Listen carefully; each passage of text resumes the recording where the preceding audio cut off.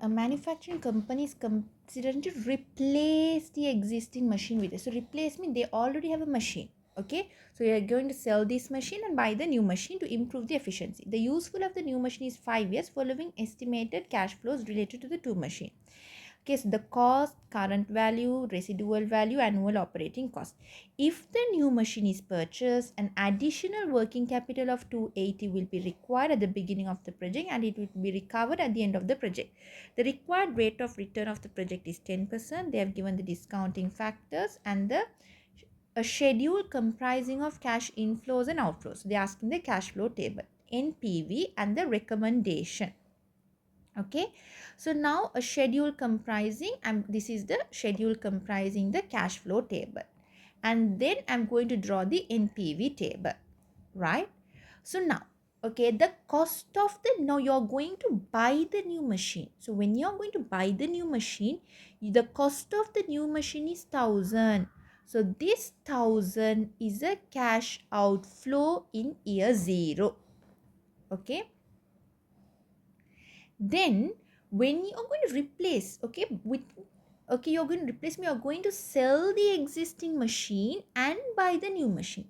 So when you sell the existing machine, the current market value of the existing machine is 300,000.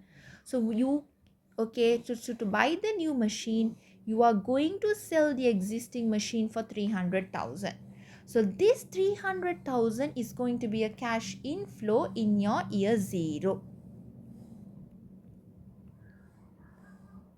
Right? And residual value of the new machine. Okay, you can sell the new machine for 200,000, but when will you sell? At the end of the useful life. Okay, so useful life, the last year is 5th year. So residual value of the new machine will be a cash inflow in year 5. Okay. Now another thing that you have to be very careful. Okay, now you see here, you already have a machine for which you are incurring these costs. Okay, right, now we have something called as relevant cash flow. Okay, now because of the new machine, okay, in year 1 your cost has decreased from 300,000 to 100,000. So if your cost has decreased means your expenses are decreasing.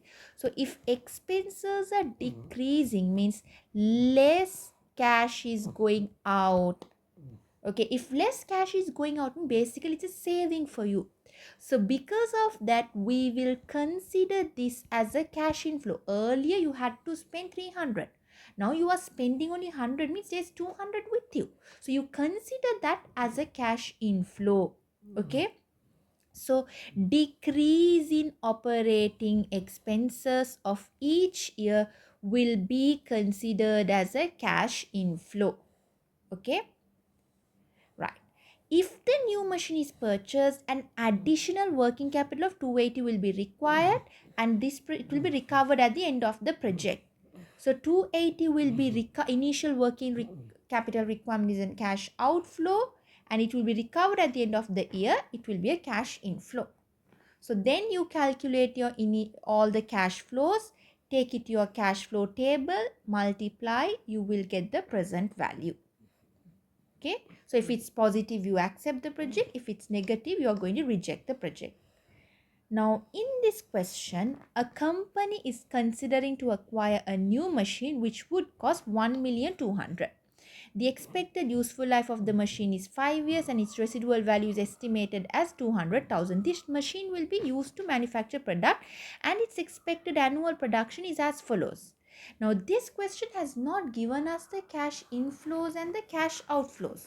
So what this question has given is the expected production units and the selling price. So when you multiply the selling price by the units, you will get the sales of each year. 2000 into 500, 2000 into 500, into 500, 2000 into 600. So you will get the sales of each year. So sales will be considered as cash inflows of each year. Then prime cost per unit. So when you multiply the prime cost per unit, you will get the total prime cost. That's a cash outflow. So that will be a cash outflow. Okay, right. Now, and annual production overhead including depreciation would be amount to, okay, amount to 300,000. This is including depreciation. Now, which means we have to calculate, we need the annual production overhead excluding depreciation. So then we have to find depreciation. You have your cost here, you have your residual value, you have the useful life. So 1002 minus 200 is 1000 divided by 5 is 200,000.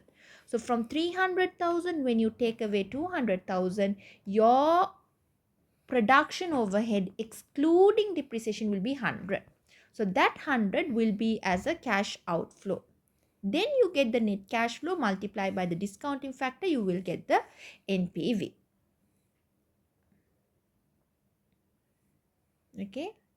So with regard to this, there's something else that I want to explain is, okay, in case your operating cost, now remember, if your operating cost with new machine was the same thing, it was 300, 300, 320, 320, 360. So then, okay, then it's going to be an irrelevant cost. Okay, we take only relevant cash flows into consideration. So if the cash flows, if the cost was same, old machine you have to spend 300. So if you replace the new machine, you will anyways have to spend 300. So nothing extra is going out, or you're not saving anything. So this is an irrelevant cash flow. You can completely ignore. But if, okay, because the new machine is a high sophisticated machine, the operating cost is increasing to 400,000. So earlier you had to spend 300, now you have to spend 400. So more cash is going out, 100 extra is going out. So that extra expenses increase means more cash is going out. So you consider that increase amount as a cash outflow. Okay, and if I consider this as an income, it's an operating income. Okay, so earlier it's 300, now your operating income is 500,000. So your income has increased. If your income has increased, more cash is coming in. That increase in income we consider as a cash inflow. And vice versa, if income has decreased, you're getting less money, so you will consider that as a cash outflow.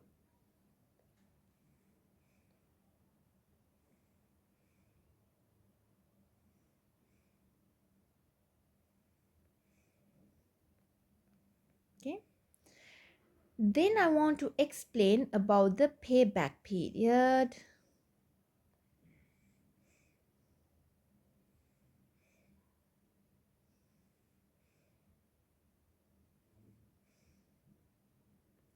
Now, payback period means how long it takes. So that's what I explained NPV. Now I'm going to explain payback period. Payback period means how long it takes for a project to pay back the money. So for an example, you have a project A, year 0, year 1, year 2, year 3, year 4. I will go with this question, say, will you pay back? Okay, let me just, okay. Year 0, initially you had to invest 2,000. Okay, year 1 you are getting 600,000 return. Every year you are getting a return of 600,000. 6, 12, 18, 20. You are getting a return of 600,000. Okay, now in payback period we have to see, for me to recover this 2 million, how many years it's taking. 600, by the end of year 2 I would have recovered 1,200. By the end of year 3 I would have recovered 1,800. And by the end of year 4 I would have recovered 2,400. But I should see, for me to recover 2,000, how many years it's taking. By the end of year 3 I have recovered 1,800,000. So which means I need another 200 to recover. So I have to see, out of the 600,000, For me to recover 200,000, how many months it's taking? Okay, so 200 over 600 into 12. So it's taking 3 years and 4 months to recover this 2,000. So that is payback period. Now, payback period has a drawback. What is the drawback? Okay, the drawback is it's just 3 years and 4 months. You have project B, it's the payback period is 2 years. So basically, if we are investing in a project, we need the money. We need to recover the money sooner. So then I will say, okay, project B, I can recover the money sooner. So we will select project B. So based on payback period, if you are going to make the decision, means you will have to see which project we are going to recover the money sooner. But there are some drawback because payback period is not considering the cash flows beyond that year fifth year, sixth year. Are we getting any money? Okay, it's not considering. It's just looking at how fast. That's it only. It's not taking a look at the cash flows you're recovering throughout the entire project's lifetime. They are not taking. So there is a drawback of payback period. Okay. So if we take a look at, go to our question 1. Okay. Our initial investment was 3,000. Okay. Year 1, I'm recovering 2,000. But year 2, I'm recovering 4,000. 2,000. So 2,000 plus 2,000 is 4,000. But I have to see for me to recover 3,000, how many years it's taking. So from year 2, I need only 1,000. So 1,000 over 2,000 into 12 will be 6 months. So 1 year and 6 months is for this particular project. That is payback period. Okay, accounting rate of return, it's basically showing the percentage. If you invest in this project, the return you are getting as a percentage, that is accounting rate of return. Okay, so let me give you the equation for that.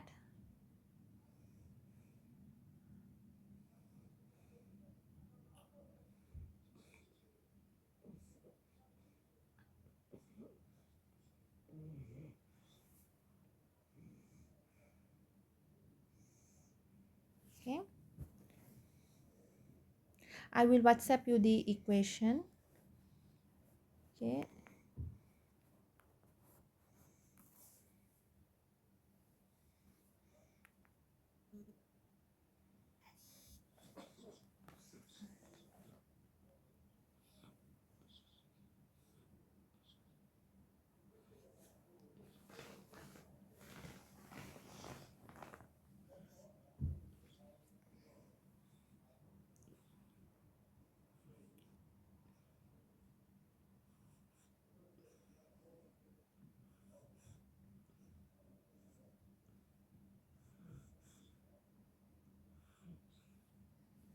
okay.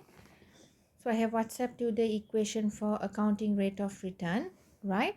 So basically, so if you get your accounting rate of return as 20%, okay, so which means you are going to get a return of 20%. Now the drawback of accounting rate of return is it's taking the profit, if you see the average net profit into consideration. So profit takes all your incomes and expenses into consideration. All means cash and non-cash.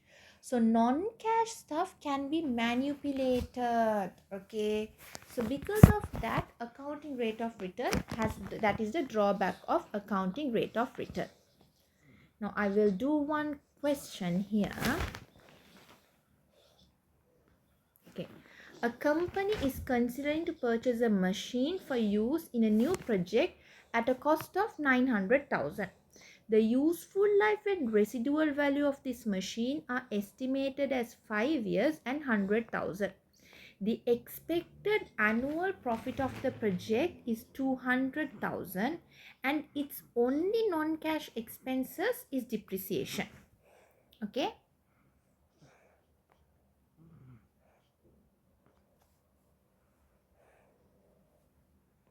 Right. So they are asking accounting rate of return. So first of all, now accounting rate of return, what is the equation? Your average net profit divided by average investment into 100. Okay. So they have told us useful life expected annual profit of the project is 200,000. So every year my project is 200,000. So from year, now you see here, from year 1 to year 5, okay, your profit is going to be 200,000. If your profit for every year is going to be the same, that is your average profit. Okay, because how do you calculate your average profit is your total profit divided by number of years. Okay, so if you see, if you take the total profit, that is 1000 divided by 5, your average profit is going to be 200,000. So just keep in mind, if your profit every year is same, then that is your average profit. Okay, so our average profit is 200,000. Now average investment, how do we calculate average investment? Your initial investment, okay, is 900,000. Residual value is 100,000. So initial investment plus your residual value divided by 2. So 1000 divided by 2 is 500,000. So 200 divided by 500 into 100%, you will get your accounting rate of return. Okay. Now payback period. Now payback period. Okay. Now payback period, we take the cash flow into consideration. How long it takes for us to recover the cash. So, but I have the profit here. So I have to calculate how I have to convert my profit to cash. Now, for me to convert my profit to cash, I have to, now profit takes all our incomes and expenses into consideration. It would have deducted the now in this question, the only non-cash element is our depreciation. So when finding profit, they would have deducted the depreciation. So what I have to do is I have to add back the depreciation. So to calculate depreciation, 900 minus 100, so that is cost minus scrap value over useful life. So 900 minus 100 is 800. 800 divided by 5 is how much? Is 160. So 200 plus 160, your annual cash flow is going to be 360,000. Okay, so 360 plus 360 year 2, by the end of year 2 you would have recovered 720. Now year 3 is another 360, so by the end of year 3 you would have recovered 1080, but I should recover only 900,000. So by the end of year 2 I have recovered 720. So how much more I need to recover? 900 is our investment. I have recovered 720, means 900 minus 720. I need to recover another 180. So from year 3,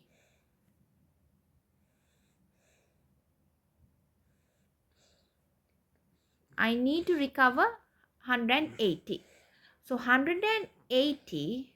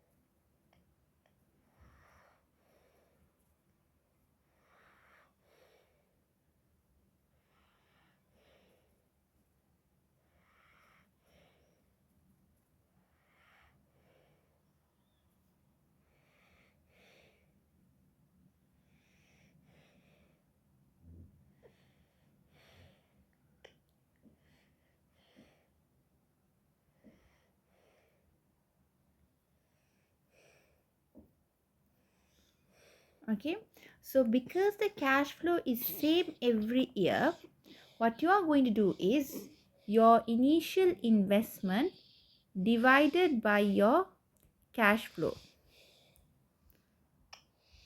Okay, so 900 divided by 360, you will get your answer as 2.5 years. So I want you to do rest of the question and see if everything is correct, and then send me the doubts.